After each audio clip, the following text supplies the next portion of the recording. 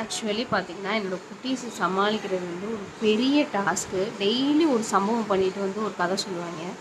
2-3 நாளுக்கு முன்னாடி என்ன நடந்துச்சுன்னா, டம்ளரில் தண்ணி எடுத்துகிட்டு வந்துட்டே இருந்துச்சு. எங்கே இருந்தா தண்ணி எடுத்துகிட்டு வரேன்னு தெரியாமல், எங்கே இருந்துடா தண்ணி மோந்துட்டு வரேன், இவ்வளோ தண்ணி எங்கேருந்து நான் மோந்துட்டு வரேன்னு கேட்டேன். இப்படின்னு பண்ணிச்சு. எனக்கு ஒன்றுமே புரியலை. தண்ணி எங்கே எப்படிடா மோந்த அப்படின்னா அப்படின்னு 2 தடவை போயிடுச்சு. அப்புறம் தான் நினச்சேன், மோந்து பார்க்குறதையும் தண்ணி மோடுறதையும் தப்பாக புரிஞ்சிட்டு வந்து நான் எங்கடா தண்ணி மோந்த எப்படி மோந்த அப்படின்னா இப்படின்னு பண்ணி காட்டுறேன். நான் ஆக்சுவலி கோபமாக வந்தேன், தண்ணி கீழே கொட்டிடுச்சுன்னு. நான் கொஞ்ச நேரம் நின்று சிரிப்பு வந்துடுச்சு எனக்கு. சிரிச்சிட்டு ஐயோ அந்த பிள்ளைங்களை என்னடா பண்ணுறது அப்படிங்கிற ரேஞ்சுக்கு சரி குடு டம்ளரை அப்படின்னு வாங்கிட்டு போய் வச்சுட்டேன்.